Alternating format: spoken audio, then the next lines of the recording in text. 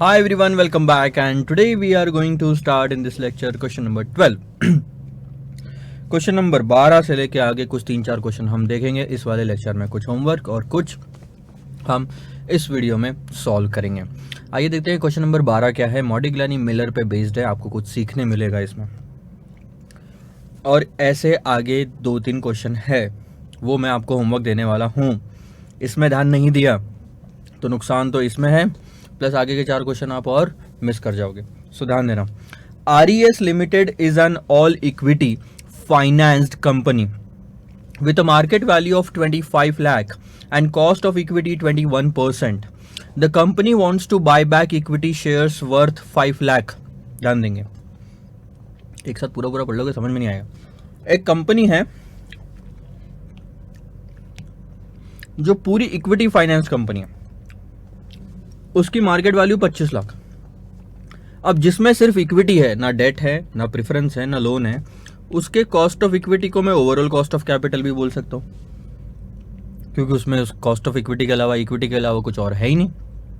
ठीक है, उसकी कॉस्ट ऑफ इक्विटी है 21%। ठीक है, वैल्यू दे दी, कॉस्ट ऑफ इक्विटी दे दी, इससे सर आप अर्निंग निकाल सकते हो, ये हमने देखा है। The company wants to buy back equity share worth ₹5 lakh. 5 lakh की इक्विटी शेयर कंपनी वापस ले लेना चाहती है, यानी कम कर देगी equity share, by issuing and raising 15% perpetual debt. अब कंपनी अभी तक इक्विटी फाइनेंस्ड थी, लेकिन अब आगे इक्विटी फाइनेंस्ड नहीं रहना चाहती।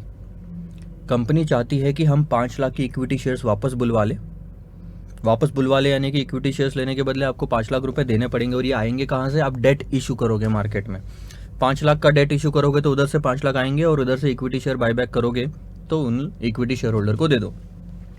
उतने इक्विटी शेयर्स आपकी बैलेंस शीट में कम हो जाएंगे, क्योंकि आपने वापस खरीद लिए। ठीक है, ध्यान देने वाली बात ये है, ये इंपॉर्टेंट वर्ड है जो बहुत सारे लोग मिस कर जाएंगे, वो है परपेचुअल डेट। परपेचुअल डेट क्या होता है?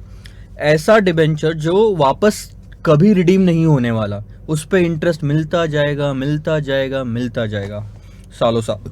आगे बात करूंगा, इसकी जरूरत पड़ेगी। ठीक है, ध्यान दो। Rate of tax may be taken as 30% after the capital restructuring. ये हम कर रहे कि नहीं कर रहे? कैपिटल रिस्ट्रक्चरिंग 25 लाख सिर्फ इक्विटी से कन्वर्ट हो रहे हैं, 20 लाख इक्विटी और 5 lakh debt. And applying MM model with taxes, without taxes नहीं, with taxes, you are required to calculate the market value of RES Limited. Sir market value of RES Limited तो already दिया हुआ है 25 lakh. Sir वो तब का दिया हुआ है जब सिर्फ इक्विटी था। इक्विटी से डेट में अगर कन्वर्ट हो गई, इक्विटी से इक्विटी प्लस डेट में अगर कन्वर्ट हो गई कंपनी, तो क्या वैल्यू सेम रहेगी? हाँ सर सेम रहेगी, क्योंकि देखो उन्होंने क्या बोला सर, देखो 25 लाख में से हम 5 लाख वापस बुलवा लेंगे और 5 लाख का डेट और ऐड कर लेंगे, तो बाद में तो वैल्यू कंपनी की 25 लाख ही तो हुई। गलत, फर्क है। इक्विटी के 5 लाख होने का या डेट के 5 लाख होने का फर्क पड़ता है, और दोनों में सिर्फ एक ही फर्क है, tax saving on interest. 5 lakh का अगर डेट रहेगा इक्विटी के बजाय, तो आपको एक्स्ट्रा बेनिफिट मिलेगा, क्योंकि आप इंटरेस्ट की अमाउंट पे टैक्स सेव कर पाओगे। So that tax benefit should be added in 25 lakh. क्योंकि बेनिफिट है इसलिए मैं ऐड कर रहा हूं। अगर कुछ नुकसान होता इक्विटी से, इक्विटी प्लस डेट में कन्वर्ट होने से, तो मैं माइनस करता। उसके बाद आपको निकालना है cost of equity. Sir cost of equity भी तो 21% दी हुई है। सर वो तब दी हुई है जब कंपनी पूरी इक्विटी बेस्ड थी, अब company equity plus debt based हो गई है। तो इस केस में डेट आने की वजह से क्या कंपनी के इक्विटी शेयर होल्डर को रिस्क बढ़ा होगा या कम हुआ होगा? 21% is the current expectation. Risk बढ़ा तो 21% की एक्सपेक्टेशन भी बढ़ जाएगी, तो ये कॉस्ट भी बढ़ जाएगी। रिस्क कम हुआ तो एक्सपेक्टेशन या कॉस्ट भी कम हो जाएगी। ठीक है, और लास्ट में weighted average cost of capital निकालना है, क्योंकि अब नई वाली जो कंपनी है उसमें इक्विटी और डेट है, दोनों की अपनी अपनी अमाउंट होगी, दोनों का अपना अपना वेट होगा, दोनों का अपना अपना कॉस्ट होगा। तो वेट मल्टीप्लाइड बाय कॉस्ट करेंगे और weighted average cost of capital आ जाएगा। सो ध्यान दो।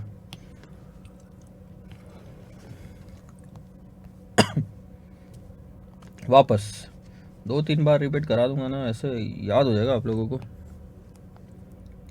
बोलोगे भाई ने कराया है।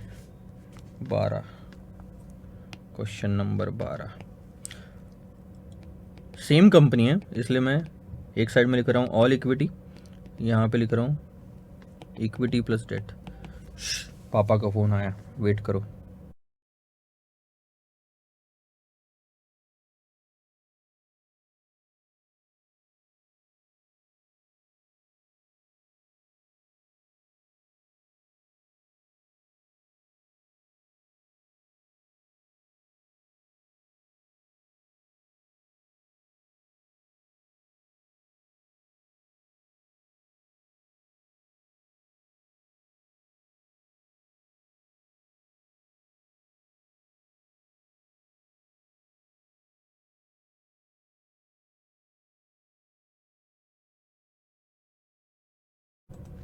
सॉरी, ध्यान दो, ऑल इक्विटी और इक्विटी प्लस डेट ये दो सिचुएशन है। अब जो जो डेटा दिया हुआ है वो मैं लिख लेता हूँ। आपको कंपनी की वैल्यू दी हुई है 25 लाख, यही इक्विटी की वैल्यू है, यही कंपनी की वैल्यू, क्योंकि इसमें सब इक्विटी है। और ये निकालने बोला है पहला वाले पार्ट में, ये फर्स्ट पार्ट है आपका, ठीक है। फिर कॉस्ट ऑफ इक्विटी दिया हुआ है आपको 21%, और वही चीज़ दूसरे वाले पार्ट में निकालने बोली है। WACC यानी कि इसको बोलते हैं ओवरऑल कॉस्ट ऑफ कैपिटल, यहाँ पे 21% ही होगा, क्योंकि कंपनी में इक्विटी के अलावा और कुछ नहीं है, तो cost of equity will be equal to cost of capital. लेकिन यहाँ पे आपको वो चीज़ निकालने बोली है। आई बात समझ में? ये है। अब हमको नई वाली सिचुएशन में ये सब कैलकुलेट करना है। तो मॉडिग्लानी मिलर के हिसाब से आपने जब पढ़ा था, तो ध्यान दो, मैं आपको वो पेज पे लेके जाता हूँ।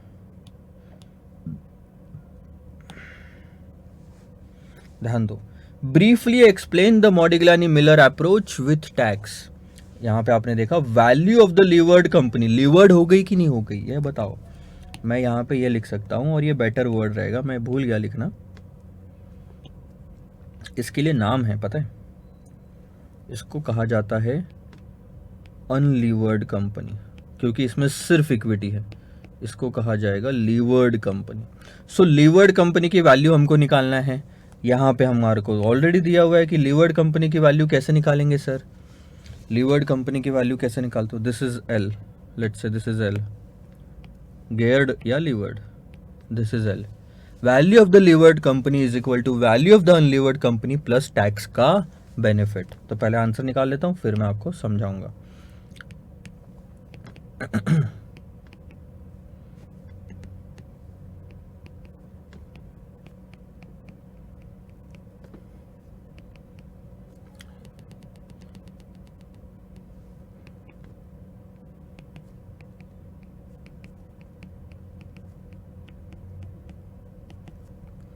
अनलीवर्ड कंपनी की वैल्यू हमको पता है 25 लाख प्लस टैक्स का बेनिफिट।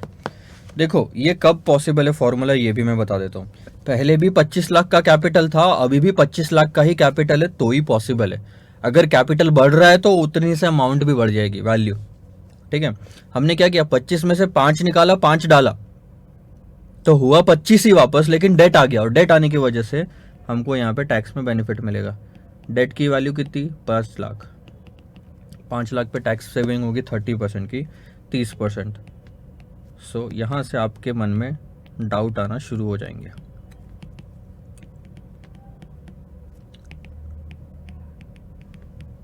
ये आपका पहला आंसर।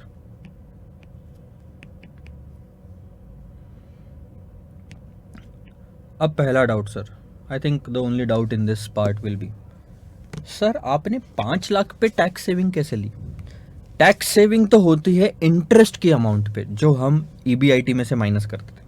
इंटरेस्ट पे 30% लगता था सर, टैक्स सेविंग उस पे होती है।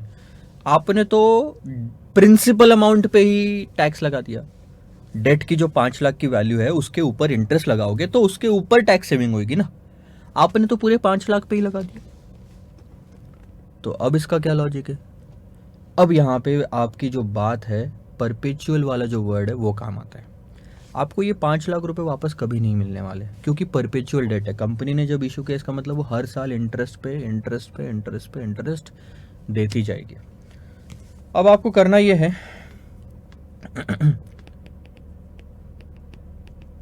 टाइम वैल्यू ऑफ मनी में मैं एक लेक्चर लूंगा, उसका नाम रहेगा परपेचुटी। ये सीए फाउंडेशन पे भी था। चलो, परपेचुटी का फॉर्मूला क्या होता है?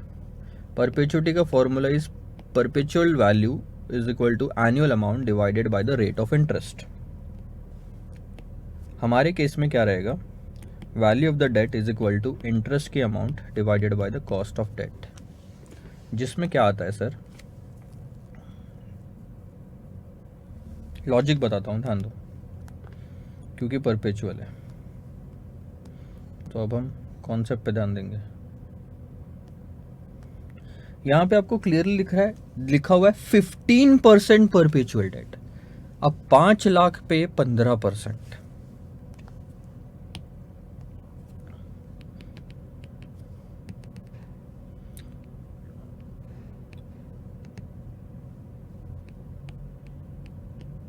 पांच लाख पे 15% निकालोगे तो वो आएगा 75,000। यानी हर साल आप कितना इंटरेस्ट कंपनी पे करेगी? 75,000 का। अब मैं सिर्फ इतनी सी बात कहता हूं सर, हर साल 75,000 रुपए कंपनी पे कर रही है 15% की रेट से। आप मुझे बस ये बता दो, कंपनी की वैल्यू निकाल रहे हैं, किसी एक साल का प्रॉफिट नहीं निकाल रहे हैं, पूरे कंपनी की वैल्यू निकाल रहे हैं, तो पूरे 75,000 आपके कैलकुलेशन में आने चाहिए। आप मुझे सिर्फ इतना सा बता दो कि सारे 75,000 का टैक्स बेनिफिट कैसे लोगे वहां पे। क्या आप ये बोलना चाहते हो बच्चों कि 30% सर हर जगह मल्टीप्लाई कर दो, क्योंकि हर जगह टैक्स इंटरेस्ट की अमाउंट है, हर जगह मल्टीप्लाई कर दो? तो मेरा दो क्वेश्चन है इसमें। पहला क्वेश्चन, कब तक मल्टीप्लाई करते जाओगे? क्योंकि ये बॉन्ड्स जो है या डेट है, ये परपेचुअल डेट है, यानी ये इंटरेस्ट मिलना कभी खत्म नहीं होएगा, तो आपका कैलकुलेशन भी कभी खत्म नहीं होएगा। एक चीज। दूसरा सवाल, उसका जवाब नहीं दे पाओगे आप, क्योंकि पॉसिबल ही नहीं है। दूसरा, आप ये वैल्यू निकाल भी लो, आप ये वैल्यू निकाल भी लो, मान लो A B C D E, क्या आप ये बोलना चाहते हो कि सर इन सबको मैं बाद में ऐड कर लूं? टैक्स बेनिफिट ये है मेरा टैक्स बेनिफिट, तो A B C D E को ऐड कर लूं? तो यहां पे गलत हो जाएगा अगर आप बोलोगे ऐड कर लो। क्यों? क्योंकि सर इसकी टाइमिंग अलग है, इसकी टाइमिंग अलग है, इसकी टाइमिंग अलग है, इसकी टाइमिंग अलग है। और टाइम वैल्यू ऑफ मनी का सिंपल सा कॉन्सेप्ट बोलता है कि आज के 10 रुपए कल के 10 रुपए के बराबर नहीं है, तो 10 और 10 20 नहीं हो सकते। आज के 10 और आज के 10 अगर है तो 20 कर सकते हो, आज के और कल के अमाउंट को ऐड नहीं कर सकते। तो यहाँ पे अपना कॉन्सेप्ट सारा खत्म हो जाता है। तो अब सर फॉर्मूला तो हमारा मेन मुद्दा वहीं पे वापस जाता हूँ मैं, value of the levered company is equal to value of unlevered company plus tax benefit. Tax benefit कैसे लोगे? कितने 75,000 का 30% करते बैठोगे? नहीं पॉसिबल ना, नहीं पॉसिबल। एक चीज पॉसिबल है आप एक काम क्यों नहीं करते? आपको आज वैल्यू निकालनी है, तो इन सारे इंटरेस्ट की आज की प्रेजेंट वैल्यू निकल सकती है क्या सर? इन सारे इंटरेस्ट की आज की प्रेजेंट वैल्यू अगर निकल जाए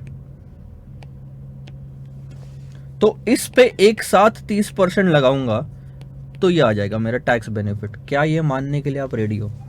इसमें मेरे दोनों क्वेश्चन का जवाब है।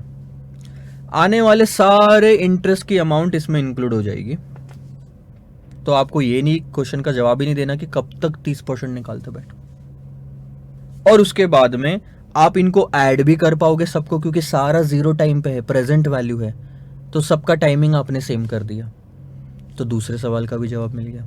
अब आप 30% कर लो, अब आप टैक्स बेनिफिट ले लो।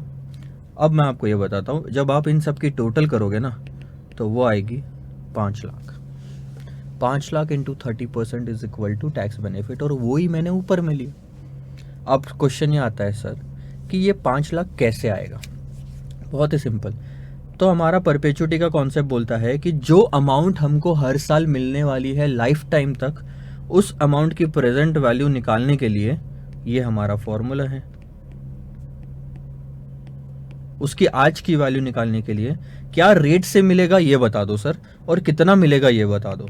तो हमने निकाला सर 75,000 मिलेगा 15% के रेट से, तो आपने निकाला सर 5 लाख आज की वैल्यू है। यानी ये जो 5 लाख की डेट की वैल्यू है ना, ये जो डेट की 5 लाख की वैल्यू है, this is nothing but the present value of all the future interest.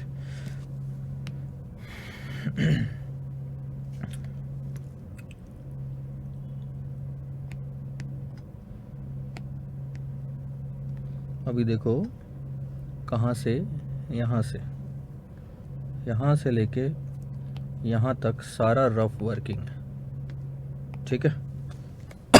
अब मैं वापस मुद्दे की बात करता हूँ। 5 लाख,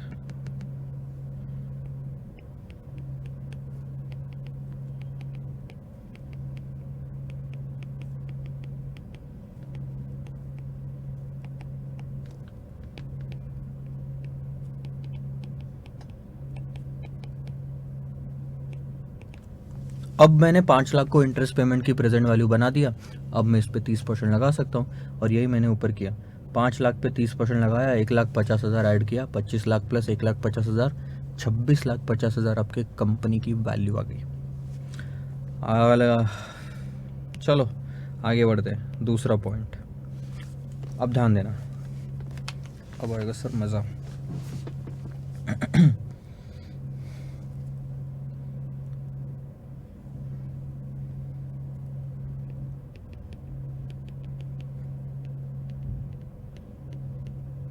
$25 इंटू 21%,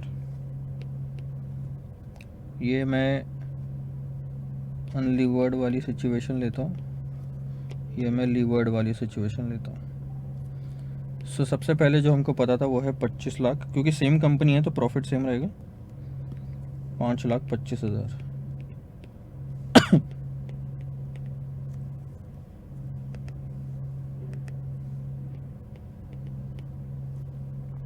इसमें से हम माइनस करेंगे सर इंटरेस्ट। पहले वाले केस में तो कोई इंटरेस्ट नहीं है क्योंकि अनलिवर्ड है। दूसरे वाले केस में इंटरेस्ट आएगा कितना सर, 75,000 का पहले साल का। सो दिस इज 5 लाख इंटू 15%। अब आएगा सर आपका EBIT, सॉरी EBT, और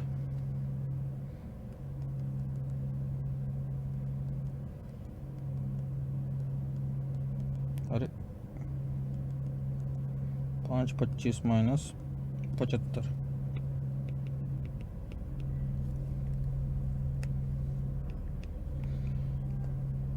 और टैक्स रेट हमको दिया हुआ था 30% का।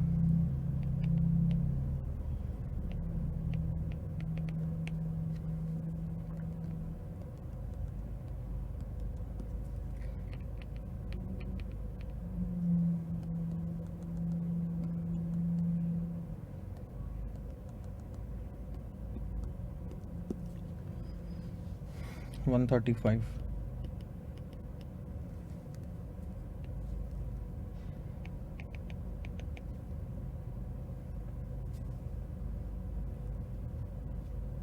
कहीं कुछ गड़बड़ है क्या, देख रहा हूँ।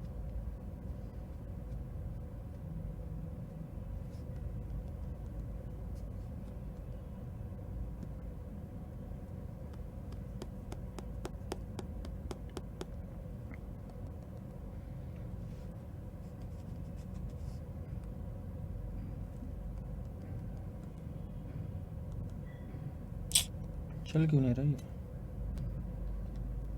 अच्छा 1 सेकंड रुक जाओ बस, इसको क्या हो गया।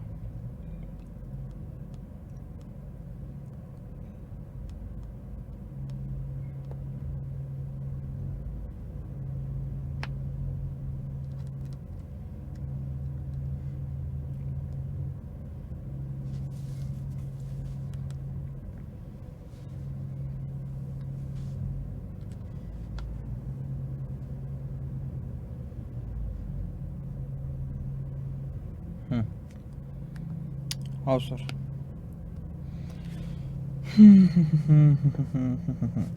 अच्छा, एक चीज़ को आप करेक्ट कर लो यहाँ पे, मेरे से थोड़ी सी गलती भी हो गई है शायद, ये वैल्यू आपकी बदल जाएगी।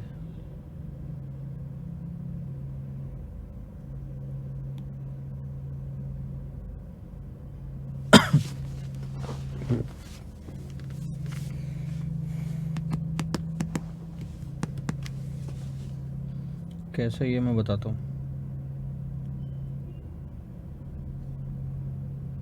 ध्यान देना। आपकी वैल्यू ऑफ इक्विटी कैसे आती है? Earning after taxes divided by cost of equity, ठीक है। ये है आपका 25 लाख दिया हुआ, अर्निंग आफ्टर टैक्सेस निकलेगा और ये है 21%। सो अर्निंग आफ्टर टैक्सेस आपका 525 आएगा, 25 लाख इंटू 21%। अब earning after taxes all equity वाली बात कर रहा हूँ जिसमें कोई इंटरेस्ट नहीं है, ये और अर्निंग आफ्टर टैक्सेस आएगा, क्योंकि कॉस्ट ऑफ इक्विटी दी है और इक्विटी की कॉस्ट आप आफ्टर टैक्सेस प्रॉफिट से कैलकुलेट करते हो। सो अर्निंग बिफोर टैक्स या earning before interest and tax in case of all equity same रहेगा, क्योंकि इंटरेस्ट की अमाउंट जीरो है। ध्यान देना, अगर अब मैं आपको बोलूँ कि अर्निंग बिफोर टैक्स और earning before interest and tax ये वाले केस में सेम रहेगी, कि तो यस सर सेम रहेगी, क्योंकि आपका इंटरेस्ट है ही नहीं वहाँ पे। तो ये अभी फ़िलहाल चेंज होएगा। सो अर्निंग बिफोर टैक्स ये कैसा आएगा? 5,25,000 इज़ द 70% वैल्यू, ये आफ्टर टैक्स अमाउंट है, ध्यान देना। अर्निंग बिफोर टैक्स में से टैक्स माइनस होता है तो अर्निंग आफ्टर टैक्स आता है। ये अगर 100% है, इसमें से 30% माइनस हुआ तो 70% होता है ना बैलेंस। अब हमारे पास में अगर अर्निंग आफ्टर टैक्सेस है तो उसको किससे डिवाइड करोगे? 70 से। टैक्स होता तो 30 से डिवाइड करते। तो जैसे ही आप इन दोनों को डिवाइड करोगे आपको 100% वाली वैल्यू मिलेगी। सो 0.70 और ये आपका असली EBIT आएगा 7,50,000। ठीक है सर, ये मैं ऊपर ले लेता हूँ वहाँ पे।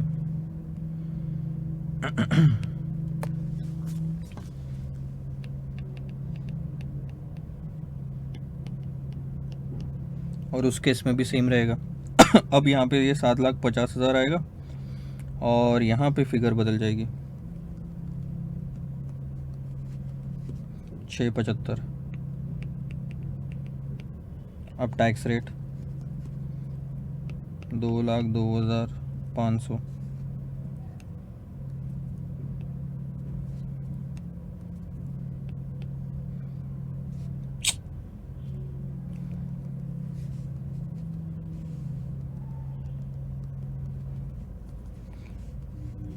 अरे 2,02,000।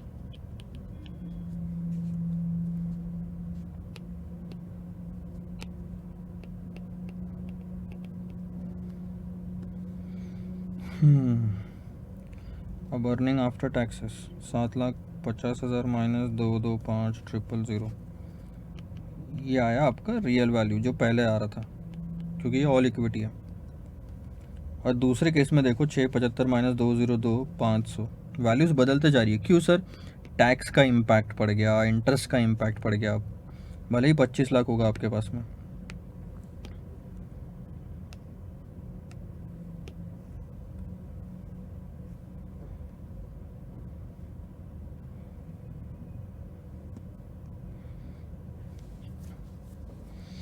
अर्निंग आफ्टर टैक्सेस आ गया।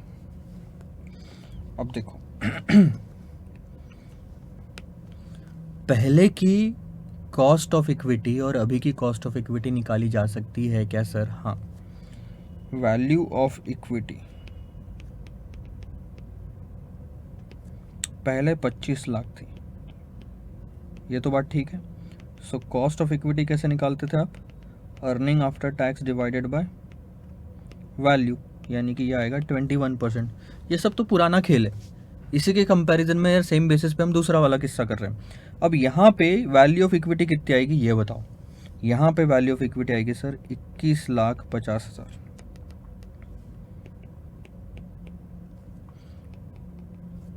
अब इसका कैलकुलेशन मैं आपको यहाँ पे देता हूँ।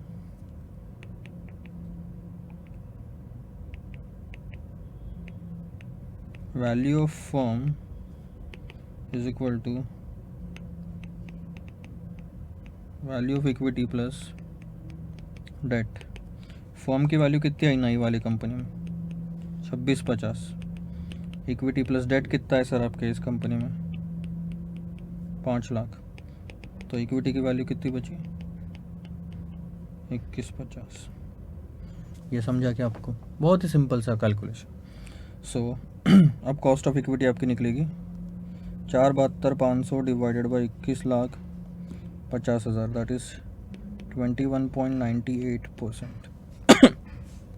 4,72,500 डिवाइडेड बाई 21,50,000 21.98%।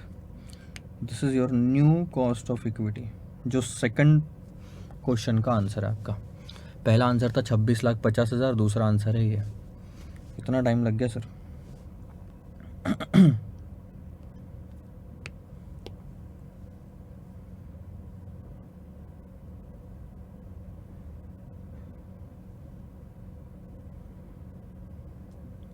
चलो अब बढ़ते हैं आगे तीसरे पार्ट पे। अब हम कैलकुलेट करेंगे सर WACC। इक्विटी यहाँ ले लो, डेट यहाँ ले लो। WACC कैसे कैलकुलेट करते हो? कॉस्ट ऑफ कैपिटल में आपने देखा था। यहाँ मैं ले रहा हूँ 21,50,000, गलती तो नहीं कर रहा? 5 लाख नई वाली की निकालनी है हमको सारा। 26,50,000 यहाँ ले लो वेट।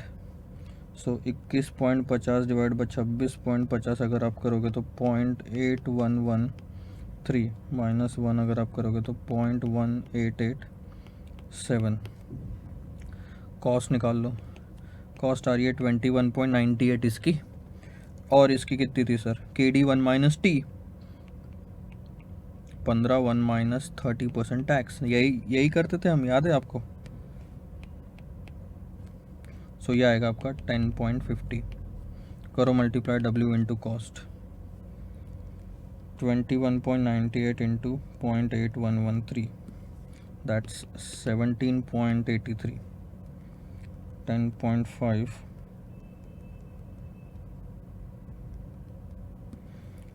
1.98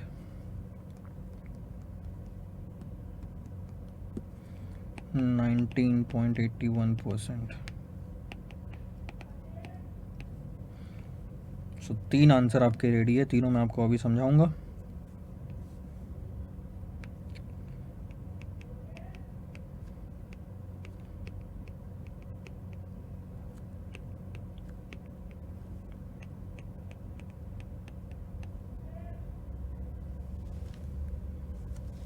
एक सेकंड ना।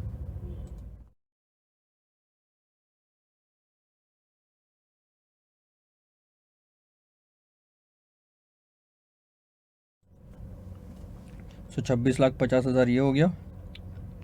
21.98% तो cost of equity, 19.81% cost of debt. अब ध्यान दो, 26,50 तो मैंने आपको ऑलरेडी समझा दिया, उसको समझाने की ज़रूरत नहीं। कॉस्ट ऑफ इक्विटी पे अगर ध्यान दोगे तो 21% का 21.98 हुआ है, यानी कि रिस्क बढ़ गया, कॉस्ट बढ़ गया। क्यों बढ़ा? क्योंकि कंपनी में डेट आ गए, और कंपनी में जब डेट आते हैं तो सबसे पहले प्रेफरेंस, कंपनी अगर लिक्विडेट होगी, बंद होगी, तो सबसे पहले प्रेफरेंस डेट वालों को दिया जाएगा, उनका पैसा वापस किया जाएगा, उसके बाद इक्विटी वालों को। तो जितना ज़्यादा डेट आता जाता है कंपनी में, इक्विटी वालों का रिस्क बढ़ते जाता है, इसलिए कॉस्ट बढ़ गई। लेकिन ऐसा मत बोलो कि इक्विटी वालों का रिस्क बढ़ा तो पूरे कंपनी का रिस्क बढ़ा ना। ओवरऑल कॉस्ट ऑफ कैपिटल जो है वो कम हुआ है 19.81%। पहले 21 था, अब 19.81 हो गया, कम हुआ है। सो डेट का फायदा भी मिला है पूरे कंपनी को, लेकिन रिस्क बढ़ा है इक्विटी वालों का, अगर सिर्फ ध्यान दे तो। So this is what the entire answer to this question is. काफ़ी टाइम लग गया, आधा घंटा लग गया इस क्वेश्चन को सॉल्व करने में, लेकिन धीरे धीरे हमने किया, सॉल्व किया तो समझ में भी आया। आप एक काम करो, ये आखिरी का सेंटेंस लिख लो, मैं 2 मिनट में अपना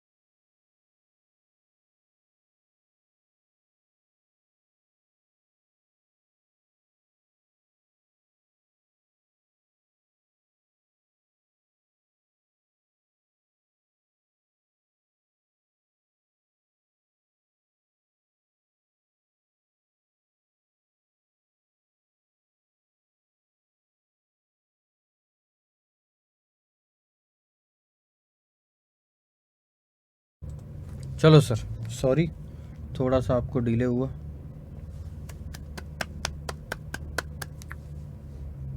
फोर्थ डालेंगे हम एग्जाम में, और नहीं तो क्या। आए सर आगे बढ़े नेक्स्ट वाले क्वेश्चन पे। Question number 13। अच्छा, ये क्वेश्चन नंबर 13 आपके इंस्टीट्यूट के मटेरियल में भी इसी चैप्टर में दिया हुआ है। ये बेटर है आप अगर सॉल्व करो डिविडेंड वाले चैप्टर को कंप्लीट करने के बाद, तो मार्क कर दो, ये आप ही को करना है होमवर्क। डिविडेंड वाला चैप्टर जब एक बार कंप्लीट हो जाएगा तो आपको समझ में आ जाएगा इसमें क्या है क्या नहीं है और कैसे सॉल्व करना है। सो ये इसके लिए डिविडेंड लिख के रख दो, तो ये क्वेश्चन भी हमारा ख़त्म होगा। अब आते हैं सर क्वेश्चन नंबर 14 पे। ये मूव क्यों नहीं हो रहा कुछ भी। हाँ, अब इसमें देखने दो। चलो क्वेश्चन नंबर 14 हम करते हैं। आपने किया होगा और आपका आ गया होगा तो बहुत ही अच्छी बात है। क्वेश्चन नंबर 14 सर अब हम यहाँ पे करेंगे, बहुत ही आसान है, बहुत दिखने में बड़ा है लेकिन इतना डिफिकल्ट है नहीं, मैं बता रहा हूँ आपको, ध्यान देंगे। मैं पढ़ना शुरू करता हूँ यहाँ से और अब हम खत्म करेंगे। A company earns a profit of 3 lakhs per annum after meeting it's interest liability. Company profit कमाती है 3 लाख का हर साल after meeting it's interest liability. तो यहां पे आपको समझना है कि ये कौन से पॉइंट की बात कर रहा है। सर हम कौन से क्वेश्चन पे? 14 पे है सर, 14 पे। सो ध्यान दो, सबसे पहले आएगा EBIT, फिर माइनस होगा इंटरेस्ट, उसके बाद आएगा EBT। तो क्वेश्चन क्या बोलता? क्वेश्चन बोलता कि हम 3 लाख रुपए कमाते सर, 3 लाख रुपए कमाते, लेकिन 1,20,000 का इंटरेस्ट पे करने के बाद में, तो हम 1,20,000 का इंटरेस्ट पहले पे कर देते हैं, तो 3 लाख कहाँ आएगा? यहाँ आएगा। यानी कि EBIT कितना हुआ हमारा? 4,20,000। मानते हो ऑटोमेटिकली? अब वो मैं आपको बताता हूँ, एक लाइन ये भी लिख सकते थे कि 4,20,000 का EBIT है और इंटरेस्ट 1,20,000 का है, तो कहानी स्ट्रेट हो जाती। लेकिन यहाँ आपको क्वेश्चन कर देता है कंफ्यूज कर देता है। और गलती कहाँ होगी पता है? आप 3 लाख को EBIT लेके चल लोगे, 3 लाख में से 1,20,000 माइनस करोगे, आगे के सारे कैलकुलेशन गड़बड़ और खत्म, एक भी मार्क्स नहीं मिलता आपको। भली सारी स्टेप आपको याद है, कॉन्सेप्ट आपको याद है, लेकिन आपने कर दी सिली मिस्टेक। आगे बढ़ते हैं। अब interest liability of ₹1,20,000 on 12% debenture लिखा है। अगर आप ध्यान दोगे तो यहाँ पे भी इंस्टीट्यूट ने एक स्मार्ट तरीका निकाला है। आपको डेट की वैल्यू नहीं दी, लेकिन हमको सर, हम भी डबल स्मार्ट है, हमने सीखा है कि 3 में से 2 भी फिगर मिल जाती है तो तीसरी निकाल पाते हैं। पहली बात तो ये बताओ 3 फिगर क्या होती है? Value of the capital, equity हो या कॉस्ट डेट हो, value of the capital is equal to income या इंटरेस्ट वाला पार्ट डिवाइडेड बाय आप उसका कॉस्ट करते हो। सो अगर डेट है तो value of the debt is equal to interest divided by cost of debt. Value of the equity is equal to dividend divided by cost of equity, या उसकी earning after taxes divided by cost of equity. Value of the company है तो EBIT divided by company का cost of capital. अब हमको date दिया हुआ है, सो इसमें मैं क्या कर सकता हूं? यहाँ पे देखो मैं क्या करूंगा, ये देखो क्या करूंगा। Debt is equal to interest divided by cost of debt. So 1,20,000 divided by 12%, 10 lakh का आपका कॉस्ट ऑफ डेट आ गया। दिख रहा है क्या आपको इधर में? चलो आगे। The tax rate is 50%। ठीक है, लगाओ सारा लगाओ। Tax rate 50%। मैं तो करते जा रहा हूं, आप लिखते मत जाना, कहीं हो सकता है मुझे मिटाना पड़े। The number of equity share of ₹10 each are 80,000 and the retained earning amount to 12 lakhs। 10 रुपए का एक शेयर, टोटल है 80,000। 80,000 इंटू 10, 8 लाख इक्विटी कैपिटल, और आपका रिटेन्ड अर्निंग है 12 लाख का। तो कुछ कैपिटल आपको इस तरह से दिखेगा आपकी बैलेंस शीट में। इक्विटी, रिटेन्ड अर्निंग और डेट। इक्विटी दिखेगा 8 लाख का, रिटेन्ड अर्निंग 12 लाख का, और डेट हमने निकाला ऊपर में 10 लाख का। इस तरह से आपका 30 लाख का टोटल कैपिटल है, ये मैंने निकाल लिया। आगे the company proposes to take up an expansion scheme, अब और बढ़ाना चाहते हैं तो और इन्वेस्टमेंट लगेगा सर, 4 लाख रुपए का इन्वेस्टमेंट और लगेगा। इट इज एंटिसिपेटेड दैट, अब इसमें 4 लाख रुपए और ऐड हो जाएंगे, तो ये 4 लाख रुपए क्वेश्चन ये उठता है कि आएगा कहां से, क्या इक्विटी रेस करेंगे कि डेट रेस करेंगे, ध्यान दो।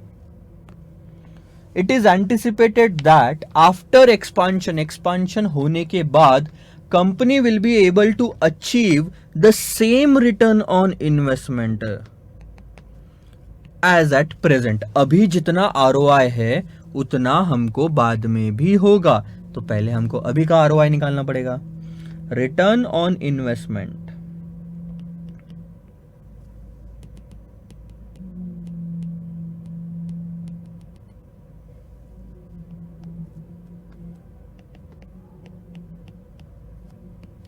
अब हम बात करते हैं सर ROI के। ROI कैसे निकालेंगे? ROI बहुत ही सिंपल है, EBIT डिवाइडेड बाय कैपिटल, ले लो पूरा कैपिटल एम्प्लॉयड, रेशियो एनालिसिस में देखा था आपने। हमारे यहाँ पे अब EAT या EAT वगैरह नहीं लेंगे हम, या earning before interest and tax 1 minus tax नहीं लेंगे, यहाँ सीधा EBIT। ROI before tax ROI निकाल रहे, अगर आप आफ्टर टैक्स ROI निकालते तो EBIT 1 माइनस टैक्स लेते, तो दोनों आंसर सही है। EBIT हमारा कितना है सर, हमको यहाँ पे दिया हुआ है 4,20,000, समझ में आया क्या? 4,20,000, और हमारा टोटल कैपिटल एम्प्लॉयड अभी कितना है? 30 लाख का, तो बताओ ROI कितना हुआ?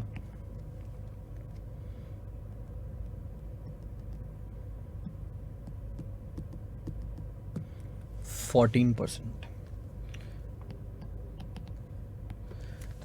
यानी कि ये जो 4 लाख का एक्स्ट्रा इन्वेस्टमेंट आप करने वाले हैं, कैपिटल रेस करने वाले हैं, इस पे भी आप 14% कमाएंगे, यानी कि अब आपकी EBIT बढ़ जाएगी। और अब आपकी EBIT कितनी हो जाएगी? 30 लाख का पहले कैपिटल था, 4 लाख का और ऐड हुआ, कितना? 34 लाख नए वाले केस में।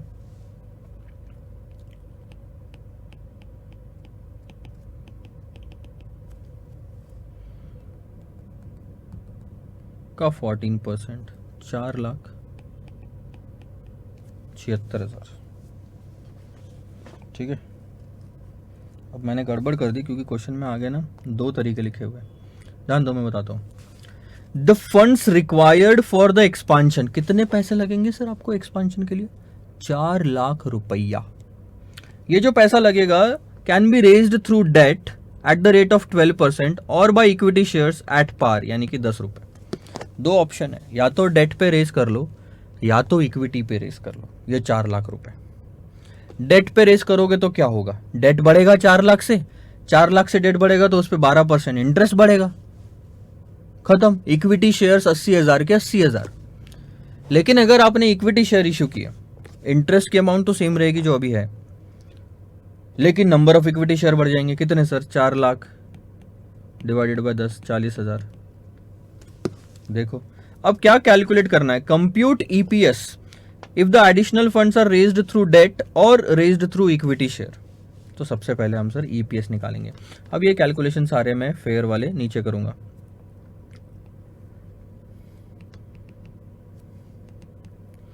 अगर हम डेट का ऑप्शन चूज करते हैं और अगर हम इक्विटी का ऑप्शन चूज करते हैं, यार मेरे पास एक तरीका तो है, वैसे आपके पास नहीं होता ये तरीका, ये सिर्फ मेरे पास है।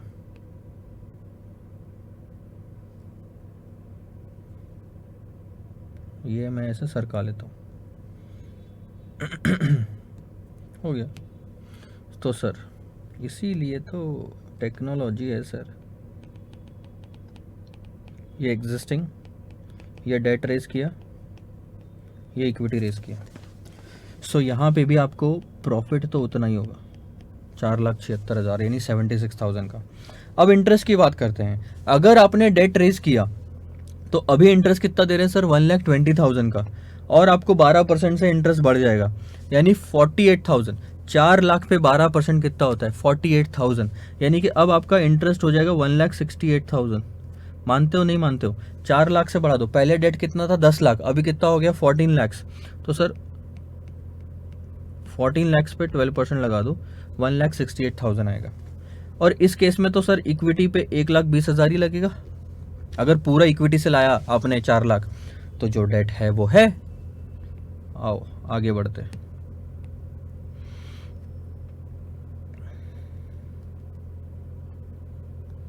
$3,08,000,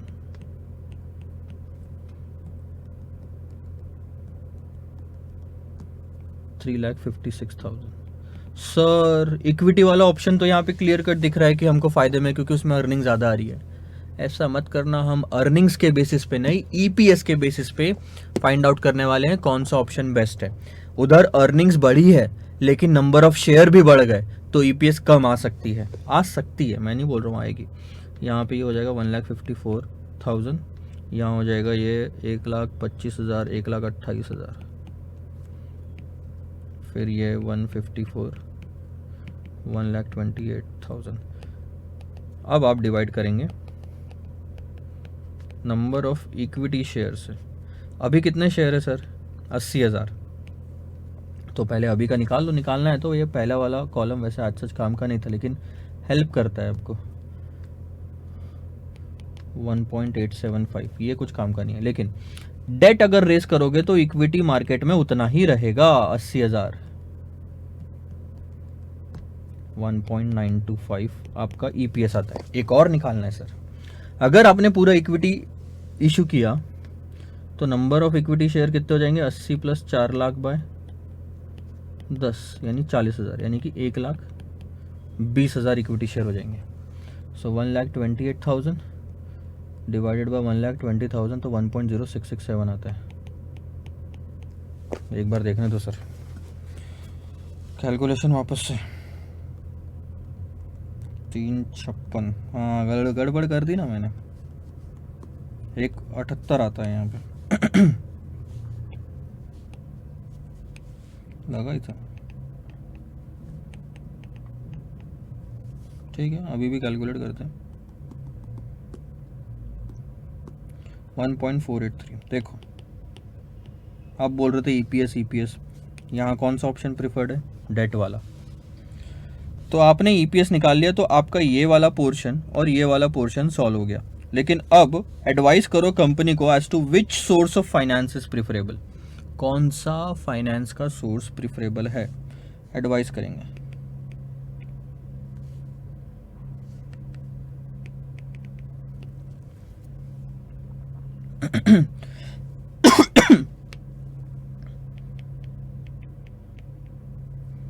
कंपनी शुड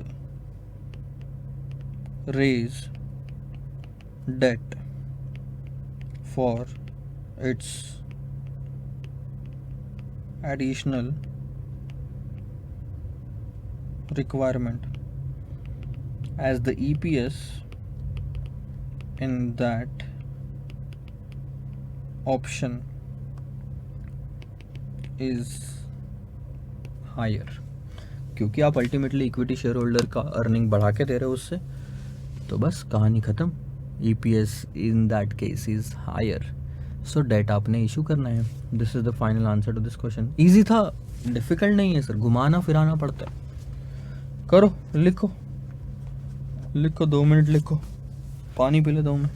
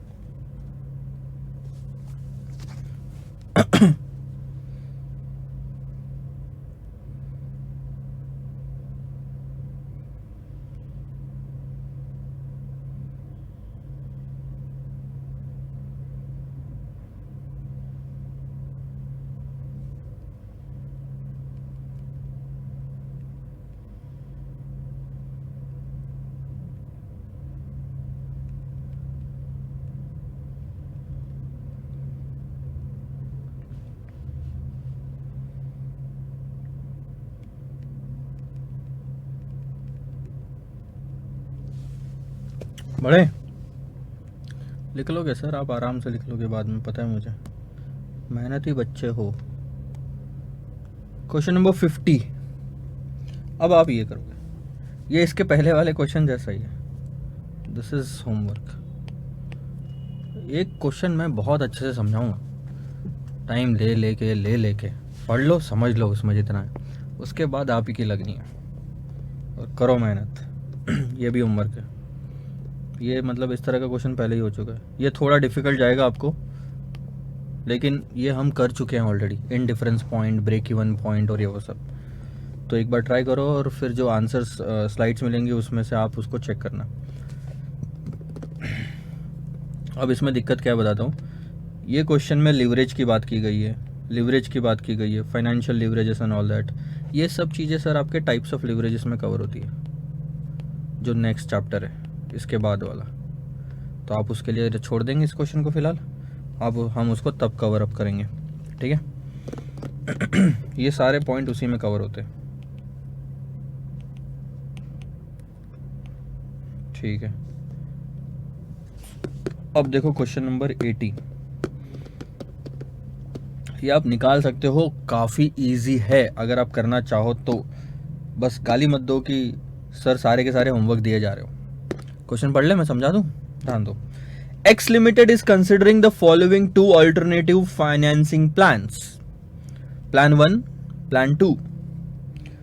प्लान 1 में देखो इक्विटी शेयर 4 लाख के है, डिबेंचर आप देखोगे तो 2 लाख के है और प्रेफरेंस नहीं है, लेकिन टोटल कैपिटल है 6 लाख का।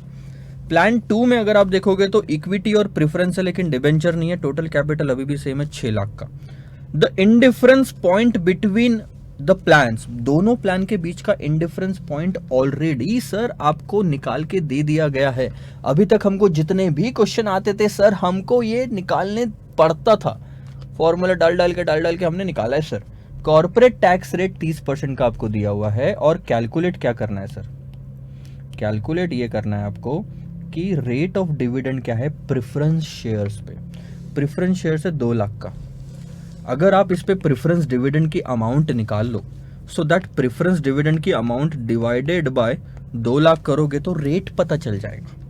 अब प्रेफरेंस डिविडेंड की अमाउंट आपके उस फॉर्मूले में है जहां पे आप इंडिफरेंस पॉइंट निकालते हैं, ठीक है। ये वाला मैं सॉल्व करके दे देता हूं। आई डोंट थिंक सो कि ये इसमें मेरे को सॉल्व करना चाहिए। आप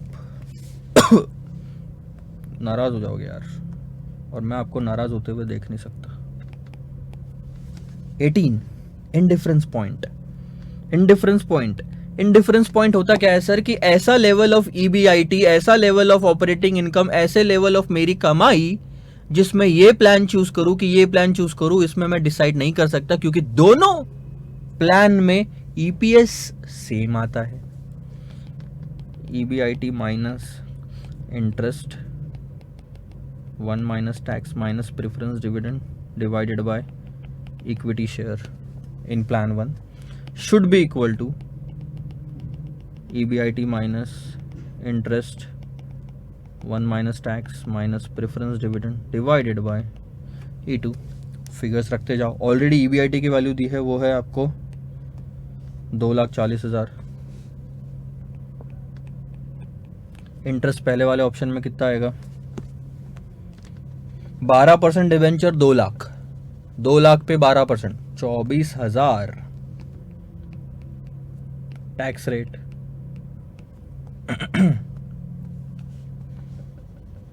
30%। पहले वाले ऑप्शन में कोई प्रेफरेंस डिविडेंड नहीं तो 0 रख दिया। इक्विटी शेयर देखो, पहले और दूसरे केस में इक्विटी शेयर 4-4 लाख के ही है और कहानी आसान बन गई। पता है आपको, दोनों साइड से ये कट जाएगा। 2,40,000, यहाँ पे इंटरेस्ट नहीं है और यहाँ पे हमको प्रेफरेंस डिविडेंड निकालना है और यहाँ पे भी इक्विटी शेयर कितने 4 लाख है। अब आप सिंपल सा कैलकुलेशन, पहले डिनोमिनेटर दोनों साइड के सेम है, डिलीट मारो। 4 लाख इधर लेके आओ, 4 लाख बाय 4 लाख 1 होता है, यानी कि ये हो गया डिलीट। 2,40,000 में से 24,000 माइनस कर दो, ये आ गया 2,16,000 और उस पर 30% टैक्स, 1 माइनस 30 यानी 0.70 यानी कि 0.70, यानी कि ये साइड में आ गया मेरा 1,51,200 और ये साइड में 2,40,000 into 0.70 that's 1,68,000 minus preference dividend. So preference dividend will be 168 minus 151 200. यानी कि प्रेफरेंस डिविडेंड की अमाउंट कितनी आ रही है आपकी 16,800.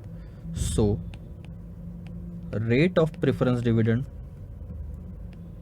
Is nothing but the amount of preference dividend divided bye preference capital. सही बोल रहा हूं सर, ऐसे ही निकालते हो.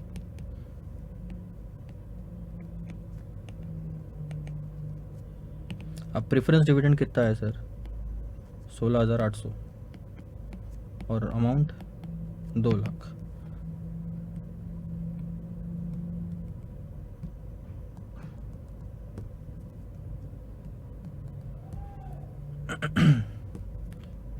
.4%.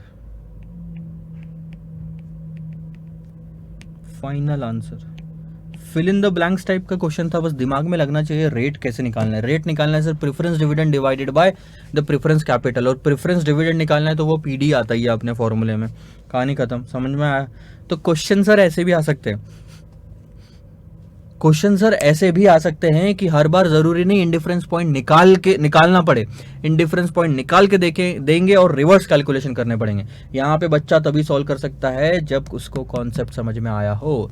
फॉर्मूला रट के गए तो बस आपको एक ही चीज समझ में आएगी, फॉर्मूले में डालो तो ईबीआईटी आता, फॉर्मूले में डालो तो ईबीआईटी आता. ये नहीं पता रहेगा कि यहाँ से वापस पीछे भी जाना पड़ सकता है. दिमाग लगता है ना यहाँ पे, मेहनत कौन करेगा.